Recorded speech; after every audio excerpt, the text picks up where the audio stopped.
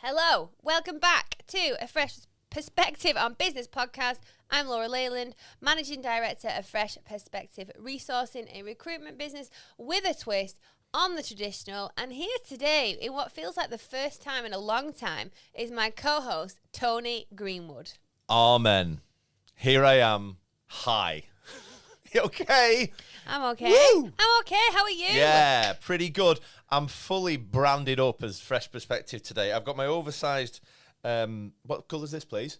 Maroon. Hoodie or, on. Or burgundy. Burgundy. My white T-shirt and also my fresh bobble hat. I'm fully branded. It's like you've walked into the Fresh office and it's thrown up on you. Absolutely. It's lovely to be back with you. It's ages since we've podded. It does feel that way. Ages. I don't know when, but here we are. Here we are. So for the purpose of the people that haven't listened before, Where have you who been? are you and where'd you come from? Come on. My name's Tony. I'm 38 from Chorley. I'm the head. Lies. Hello. My name's Tony. I'm 38 from Chorley. I'm the head of broadcasting and entertainment at Fresh Perspective and also deputy head of positivity.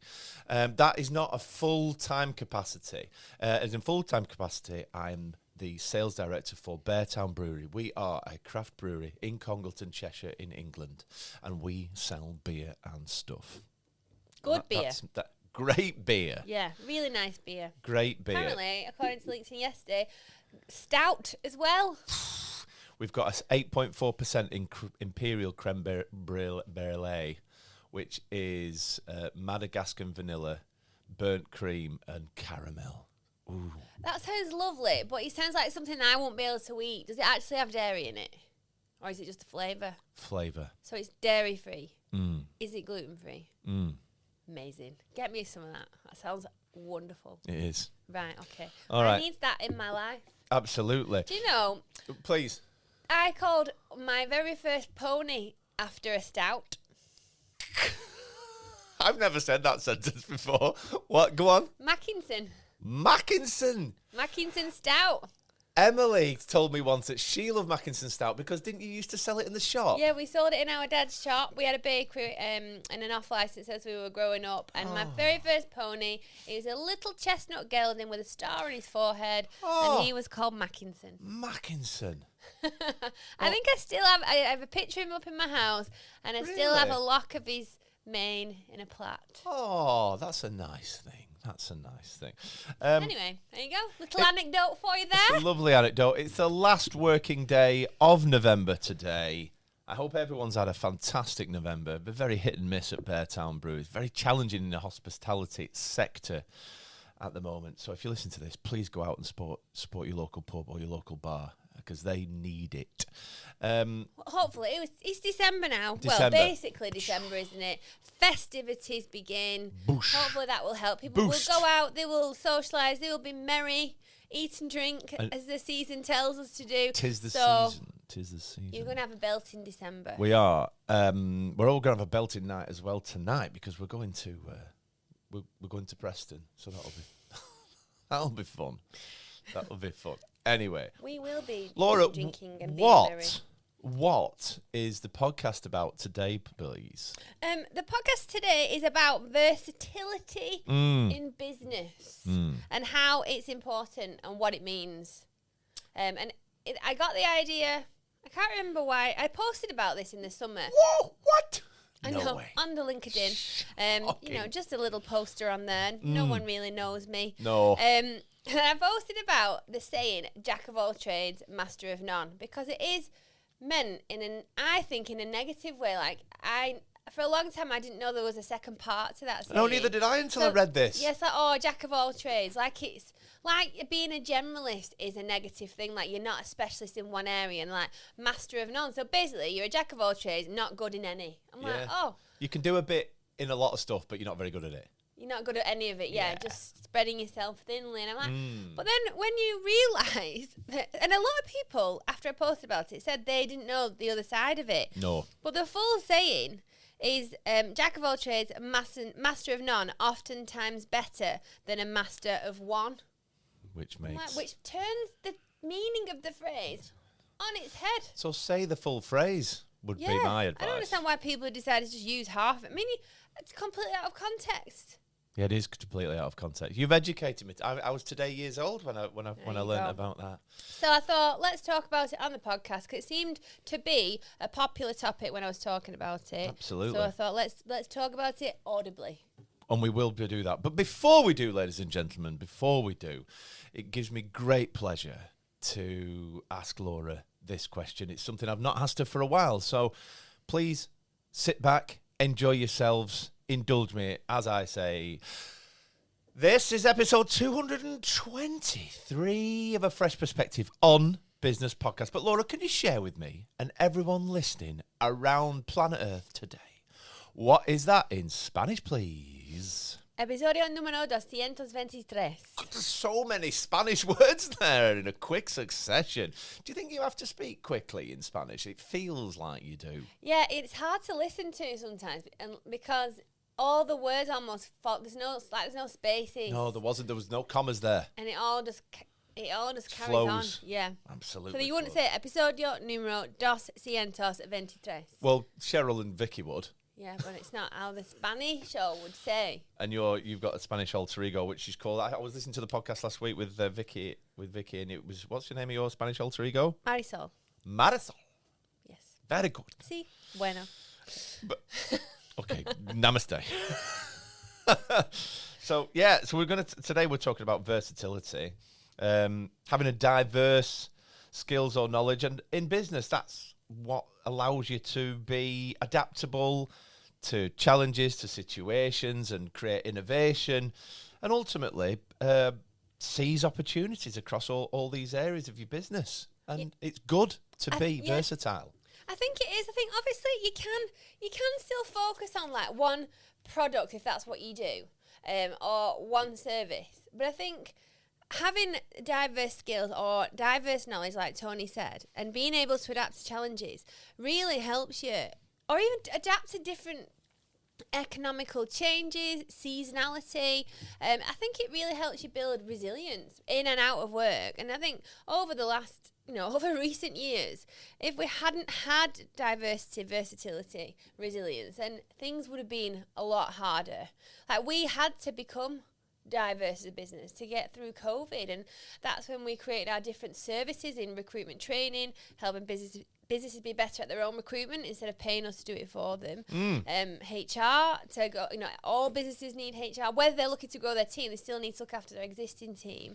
Helps us with LinkedIn training, and it helps us, there's other bits and pieces that we added on, which has made us more versatile and adaptable to different situations. Yes. But it's made us more robust, more resilient, and more successful, because we can help more businesses because we've got different services tailored to different needs and different budgets.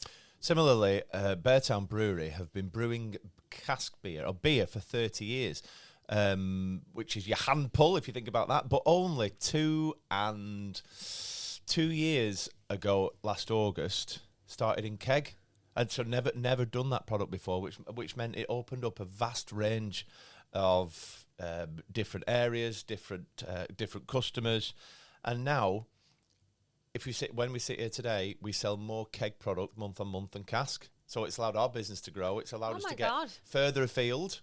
We're all the way north as Cumbria and all the way south as Cardiff. So we're getting to more places. We're selling more products, and we can diversify that range of products depending on what the customer needs and wants. So, yeah, absolutely. So your deep expertise is still beer.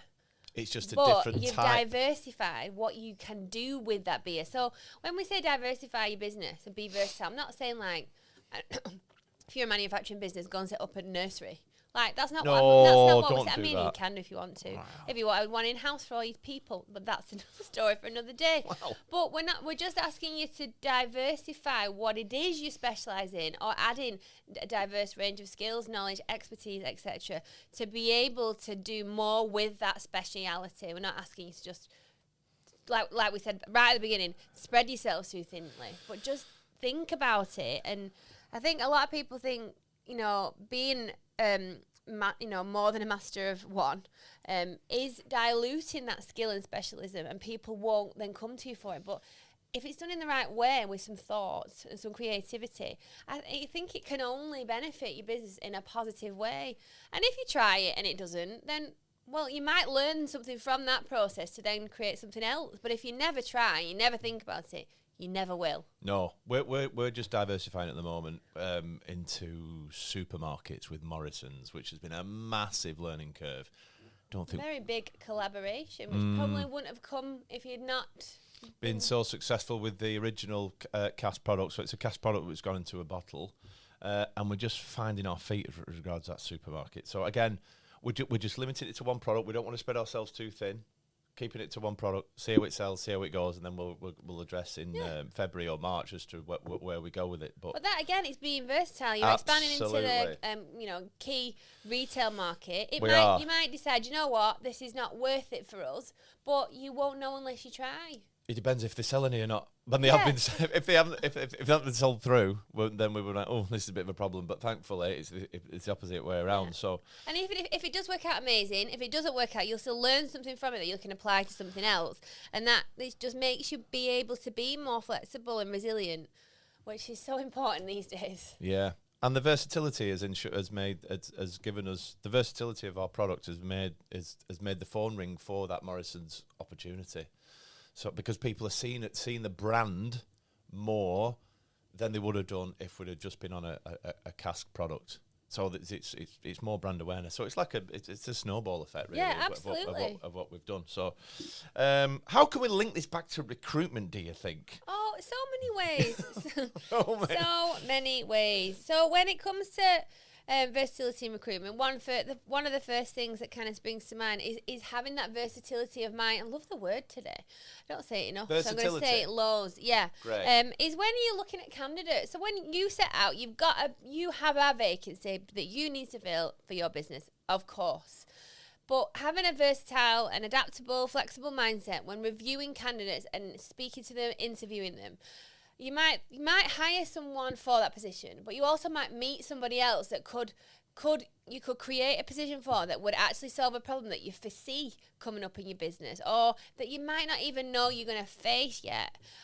Or having that flexible mindset when looking at candidates could mean that when you're hiring for that specific position that you set out to fill, you might have someone that would fit that perfectly and has everything that you're looking for. But then you might also have a candidate that could do that job and fit it really well, but also bring something else to the table that you would have missed out on had you not had a flexible mindset when inviting candidates to interview. Yeah, okay. So it's not just about your services and your products and that kind of diversity and versatility in business, but it's your mindset and your thought process, your decision making and your problem solving and your strategizing. It's applying that adaptability to different areas in your business. Because the reason why I originally started to talk about this topic is because a jack of all trades is kind of what you would use to explain Fresh, because we are what people term, again, I feel negatively, a generalist recruiter, because we don't specialise in a vertical sector. We aren't finance recruitment specialists or IT specialists. We are recruitment specialists, and we can fill a wide range of vacancies. So jack of all trades, master of none, oftentimes better than a master of one, is Fresh Perspective. Because we're a recruitment partner. So the idea is that you only need us, whether you need a finance manager, an IT person, a HR administrator, a sales manager, a cleaner, a HGV mechanic. And a partner like you would need a HR partner, or you would need someone to look after your IT, or someone or your accountant, for example. You'd call on them, wouldn't you, to do the specific tasks rather than, using multiple. People use multiple agencies, don't they? I know in a previous life I've used a couple of agencies, and you're like, why? You wouldn't use multiple people in IT to manage your IT. You wouldn't use multiple accountants, would you? Because it just doesn't work. Or HR people. Or you just wouldn't do that. So and you wouldn't find really a HR consultancy that only works with IT clients. No. Or a HR business that only works with finance accountancies. So I have a question. When you wrote the schedule that I reviewed like 6 seconds before we went on air, Why do you think some people do actually specialise in a certain sector? It must be because, in my head, it's because they think, right, I've got this talent pool of people. These are the candidates I'm going to work with. And this, although it's a limited portfolio of services, this is what I'm going to offer. So why would you not? If it's engineering, or if it's finance people, for example. We were talking about it from a recruitment perspective. Yeah, like why would you specialise though? Because surely you're limiting your opportunities, right? Yes, but also no. So if you think about it from a traditional recruitment agency model, so this is not the model that Fresh operates to.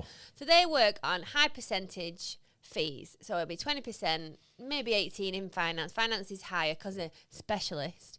But what you get for that is it's high risk. So I understand why agencies charge high percentages on salary, because there is no guarantee that they are going to get paid, because you might get more than one agency working on your finance job. So only one of them will fill it. So they are rushing to get to candidates first. Right. And only when their candidate gets a job and then starts in a job do they get paid. So if it takes 1 month to find someone, then they're on a 1 month notice period. They only send their invoices in 2 months. So then might get paid a month later. So that's 3 months. High risk. If someone's on a 3 month notice period, that's even longer. And if that candidate drops out the day before because they've changed their mind, you don't get paid. So that's why that's why it's a high percentage model. So I understand why people in the agency world specialise. So because if you were a finance recruiter, you would only be talking to FDs, financial controllers, finance managers, accounts assistants, accountants, blah, blah, blah. Yeah. And sending those people to all businesses have a finance function, or you've got financial-based practices, wealth management, accountancy practices. So that's your target audience.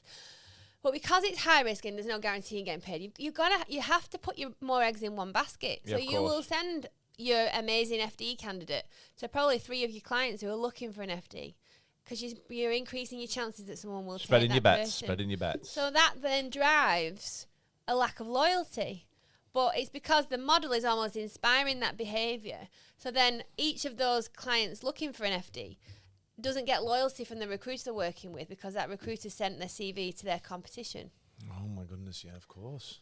So that's why I don't believe in the specialist model. I understand where it exists from a recruitment agency business owner perspective, but I don't think the clients get benefit because you pay more money and you get less loyalty. But they believe that because these agencies only work within that sector, they know all the best candidates. But I just don't think it's true. And all the candidates will be out there anyway that everyone can access, won't they? Yeah, we can access the same candidates with all the same tools. So I don't believe in the specialist model. But that doesn't mean that some people won't appreciate it. I'm not dissing it. These are just my own beliefs and opinions. But then you mentioned before, I made a point before when you said, why do people specialise in a certain sector? And I get it in some areas. I can't think of one off the top of my head right now. Engineering. But like when marketing businesses contact me a lot saying they specialise in recruitment. So basically they're just helping all my competition market themselves. So to me, that isn't interesting to me, because I don't want them to market me like they market all the other recruiters. I want to be different. Okay, that makes sense. So we specialise in recruitment, but to me, that's not. I don't see that as a positive selling point. So you just work in recruitment businesses, so you're just going to rinse and repeat what you've done for everyone else. So I don't see it as a positive thing. Yeah, just going to get on the hamster wheel. Because again, they're helping my competition. A bit like in the example we gave before, the finance specialist recruiters. They're helping your competition as well, but then they want to charge you a princely sum for it. It is. And I'm like, I don't think we at Fresh can be the only people that's seeing it like this. Absolutely and you cannot blame some, traditional recruiters for wanting to make it easy for themselves. But then that is why people have a bad experience with recruiters, and they'd say they don't like them and they're not trustworthy. But then the model doesn't lend itself to that, does it? But then I don't know why people don't change the model like we have done. So we are. And that's why you're different. We don't specialise. So we would become your recruitment team, instead of me employing me as a recruitment manager, we're outsourced and we can help you with every area in your business. You only need us. Trust us. Build relationships with us. We'll get to know you effectively, fully. We can really talk about your culture and your values to make sure we're finding the right candidates for you, whether they work in finance or IT or HR, sales, marketing, engineering, construction, whatever. Doesn't rather matter, than having different 3 or 4 agencies for each individual sector in your business. That would be manic to deal with, especially if you're responsible for dealing with them all. But yeah, so that's why I feel really passionate about this saying. I feel you. Because I genuinely believe in its positivity and positive benefit. Of course, and being adaptable can be a superpower, can't it? It absolutely can, because there's often many challenges that can demand quick shifts in focus or strategy. So having diverse skill sets, you're just going to be better equipped to handle those changes. So the jack of all trades, it's positive. It fosters creativity and innovation and problem solving. So, and allows you to thrive when the heat's on in the kitchen, in an unpredictable environment, or when you get a curveball from somewhere. You're able to adapt and attack it with positivity and gusto. Yeah, and I know I keep liking it back to us at Fresh, but, that is my most recent experience for the last 8.5 years. But whatever, we might learn something from a piece of recruitment in IT and think, actually, do you know what? That worked really well when we changed that one element. We opened the door to a different channel of candidates. Let's apply that to another area of recruitment, another skill area that probably lends itself well to a similar personality type as IT, and we can replicate that. But if you only did one thing, you won't be able to apply it to anything else or apply anything else to that one thing. No. And then it kind of then that just leads you to think about, I'm an entrepreneur, like Tony's an entrepreneur, like the people who are these entrepreneurial people and have this mindset, like they are versatile in their thinking. Like they wear loads of different hats. You don't just do one thing as an entrepreneur. So many hats. You're having the ideas, you're setting the strategy, the vision, you're organising. Whilst you might not implement like operations and customer service and marketing and finance, you still lead it. You're at the top, setting the strategy for those areas and liaising with the specialists that you have within those things. But so you have a diversity of thought. You have to be adaptable, resilient, flexible, and versatile when you are setting up or running a business. You can't just do one thing. But even running the sales team, like what my role, for example, I often describe my role as 3 roles in one. So I can be in one day. I can be the sales director, the sales manager, or a business development manager. So part of my role, I'm setting the strategy, I'm running the campaigns, I'm liaising with the marketing team. I'm doing that old top level stuff and setting the targets for the quarter and the year. Then my sales manager, managing my team, managing my numbers, managing larger customers as regards those opportunities and visiting the BDMs with the team. And then sometimes, like I was in Cumbria or Leeds last week, I'm a BDM. I'm going to see customers. I'm making calls. I'm doing deals. I'm winning business, and all that can all happen within 48 hours. I'm personally wearing so many different. I'm signing off on different pump clips and marketing campaigns and stuff that we do. There's so many things which I enjoy, and that's why I enjoy the versatility and the flexibility of my role. And that's when you get to a senior position. That is what because you've got that responsibility. And even dealing with customers who don't pay. I've been doing that this morning, speaking to the MD of a wholesaler who has decided he wants to pay us late, which is a bit of a problem. There's all these, there's all these sort of things, but and even stuff about even buying. I'm buying stuff. I'm buying point of sale. I'm negotiating with suppliers for the price, for the volume, for when it's coming in, and there's so many things. I would love just to go out and just do selling. It's so much easier than all the rest of the hullabaloo. But then all the other hullabaloo makes you better at selling. Yeah, it does. Yeah, absolutely. So I'm not. I would say I'm an expert in sales. I would be an expert in sales. Yeah, I do wear multiple hats, and I think I'm fairly comfortable wearing multiple hats. But it doesn't take away from the fact that you are a specialist. You have a deep expertise and specialism in selling sales. stuff. But Yeah. you're just versatile, which makes you better at sales. Yeah. There you go. Excellent. And then talking about like you and then flowing down through your team and into employees again, you employ them for a specific job. But having a more versatile set of skills within them will allow you to harness those skills for the better of you and your business and that person, because they will feel successful, valued, observed, seen, because you've noticed something within them that you've then cultivated, and they love that thing that you've noticed. They just didn't know that they could utilize it at work because of their specific job. But then they're happy and they'll stay with you. Like, it's, I know you might think, why are you talking about this? What's the point? And Paul, my business coach, probably would at the beginning gone, well, what's the point? What do you want people to do off the back of this? And I want you to be versatile in general and in business, but particularly in recruitment, when you're hiring for your team or when you're looking after your team, to retain them, looking for their versatile skills, harnessing them, nurturing them, cultivating them, will mean those people will stay with you for the long term, and they will have a better and more impactful view and long-lasting benefit to your business.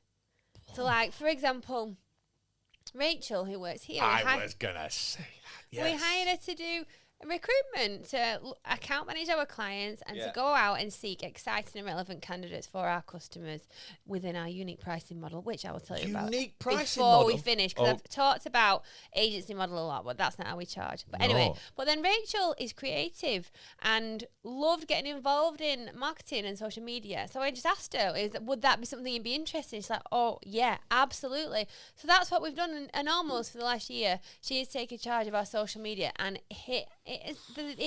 the impact of that has been huge. And like Lindsay does our stories on social media and she TikTok. Does. Like and Vicky was hired to manage the team, but she sells, she networks, she does the podcast, she hosts the Freshies with us. Co-hosts. Hosts with us. Like, you have to, and Vicky wasn't hired to do any of those things. She was hired to be a recruiter, to account manage our clients and seek out attractive talent. But she now manages Fresh Perspective because I saw the skill in her, that she was nurturing, that she was organised, that she was supportive, and she cares, and she's ambitious. And you're like, do you want to be a team lead? She's like, oh, I don't know if I could do that. Then she did that. I'm like, and now she's the manager. And who'd have said 18 months ago that Vicky would have stood on a stage in a cathedral and co-hosted an award ceremony in front of 320 people? And there's no way she would have done that. There's no way she'd have done that. And now she can't wait. Vicky didn't want to pick up, when she found someone's CV had been uploaded in the last 24 hours on CV Library, so they are actively looking for a job. Yeah. Vicky didn't even want to just ring them and go, hey, I've seen your CV on CV Library, looking for a job. They're like, yeah, I uploaded my CV yesterday. They are hot for a job. Yeah, they're on fire. She didn't want to ring them. She's like, oh, I don't know, they're not expecting my call, I'm interrupting the day, and now I can't shut her up. No, you can't shut her up. And that's 3 and a bit years. 4 years in January. Oh. Yeah. 4 years in January? 4 years at the beginning of Jan, first week back. Wow. She's such a different person. You wouldn't recognise the person. You wouldn't recognise her. Definitely not. And then, so also we did a podcast a few weeks ago about don't wait till January to do recruitment, because it's a myth that you think no one's looking for a job before Christmas. Vicky was. Because she started in January. Yes, of course. So we hired her in December. Got to leap on all that. Yeah, got to leap. So that's, yeah. So. But and we're not talking about abandoning, like, people's specialisms and the key skills. It's about adding depth and breadth to those skills to make them resourceful and adaptable for the benefit of you and them. Absolutely. But yeah, if you take one thing from this, it's be versatile, but talk to people, ask them, what they like to do. What is a skill that's not utilised in their everyday work that they would love to do more of? And observe them, put them into situations, watch them. I mean, not like a weird stalker, just, discreetly breathing down the neck. And have a versatile mindset when you come into recruitment. Like, look for other things. Have like a little list of other things that would be not necessarily needed for that job, but if you saw it in someone that you could utilise it, it's just being watchful and vigilant. And then I did say I talk about our pricing model. So we charge for time. What? I know. So we recently, someone's asked us to find a management accountant and just going with the theme of financial recruitment. Please do. That we've already talked about. Please do. 50 grand salary. Whoosh. I can't do the maths, but if it was at 20% fees, that would be £10,000 with an agency. What's 18% of 50 grand? Are you doing it? So it's £9,000. £9,000. So Whoosh. I think for this client, our fee was 5,580. So it was 11, 12 days. Yeah. Ish. Yeah. And if it takes as long as there's no additional charge, if they paid that management accountant 60 grand because they were just amazing, our fee is the same. Yeah. Whereas the agency would charge you the 18% on the additional 10, which is an 1,800 quid. So we are a lot more cost effective, and we're a super-powered, supercharged generalist. Yeah. Jack of all trades. Yeah, you are. Yeah, absolutely. I was going to, I hot desk from Fresh, maybe not as often as I should do. And one of the most joyous things, I'm sure we'll speak about this on another podcast, that I heard yesterday, I must tell you this, was Andrea delivering an offer to a candidate with it. It's the thing that makes, apart from the biscuits, that makes me the happiest when I'm at Fresh is listening. I'm sure everyone else is brilliant, but listening to Andrea when she delivers an offer over the phone to a customer, it fills my heart with joy. She's so passionate. She's so happy. She's so excited. And I'm sure not every recruitment agency does it like that, but it is just mega. Shout out Andrea. I don't know if she's going to listen to this. I don't know if she I think you should tell her. I told her. I've told her. Okay. I told her. I tell her all the time. It is one of the best things that about being at this office is listening to those calls with Andrea. If everyone could listen to that call, the world would be a better place. And that's all I've got to say about that. And I'm so happy that that's how you feel, and I'm so happy that you've mentioned it because it's a lovely segue into next week's topic. What? I know. I can't believe you. Shocking. What a coincidence. I wasn't expecting it, so it does actually seem like a coincidence, even if Tony's planned it in his head. Because I'm a professional. We are talking about offering and how to make it impactful. Next week's topic. Tune in for more information. But the reason why, obviously, offering someone a job will always be joyful, and we will always be passionate about that. But do you want to know what makes it that extra bit joyful and passionate? What? Is that we know that candidate's going to accept it because of the process that we have before we go in with the offer. Right. And I'm going to leave it there, ... Okay. If you want to know how we do it and how you can do it, then tune in next week. So if you want a diverse, versatile and adaptable recruiter, call Fresh Perspective today and we can help you hire those people too. Boom. Boom. And just to add that Jack of all trades approach, please don't think for 1 minute it will diminish the importance of mastering one thing, one skill, one service, one product. But it complements it with the flexibility to explore new things so that you can pivot when you need to. We've all needed to do that recently. Pivot. And that it just a reminder, guys, in business, being adaptable and flexible often outweighs sticking rigidly to only one path. Correct. And it's more interesting. And fun. Yes. So do we need to talk about the freshies before we go? Definitely. Oh my God, what's happening on Monday? Today, if you listen to this, today is the last day you can get your nominations in.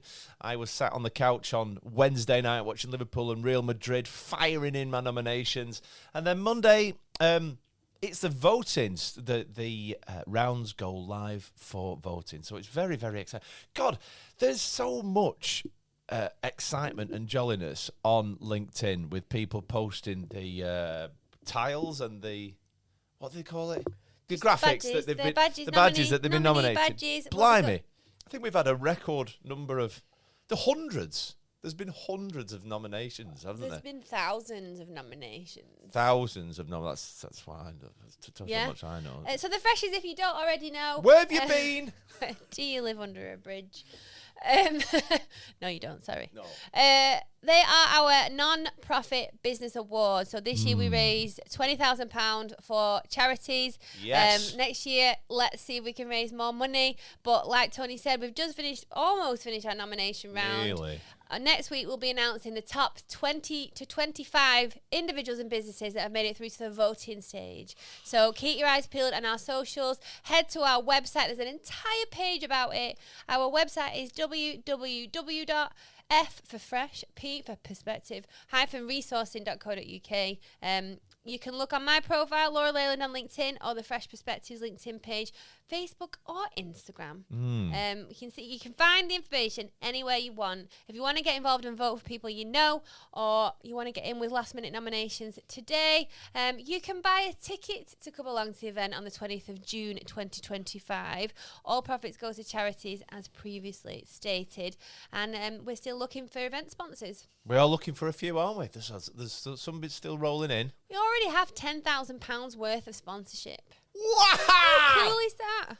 Well done, everyone. Laura, at Fresh. Well done, guys. That is absolutely spectacular.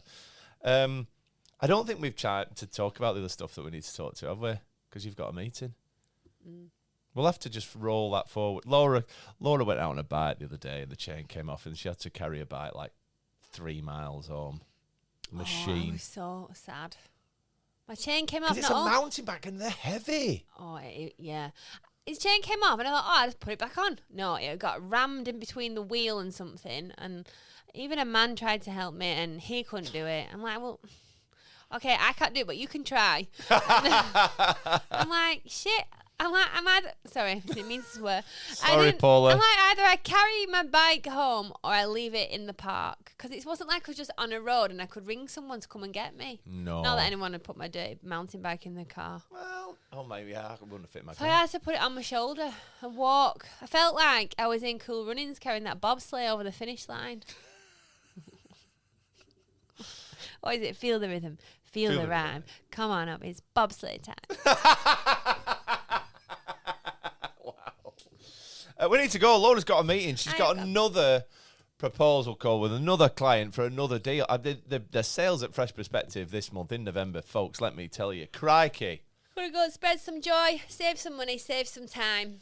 Thank you very much for listening. You can find us on your podcast platform of choice, Spotify or Apple or SoundCloud. Please please subscribe. Please leave us a 5-star review if you can. It just pumps us up in those ratings. That would be absolutely fantastic. If you want any recruitment and you're looking to grow your team, please reach out to the team at Fresh Perspective. We would absolutely love to help you support and grow your business. That's all for now, isn't it? Yeah. Anything else to say? No, thank you for listening. Thank you for listening. Peace out. Peace out.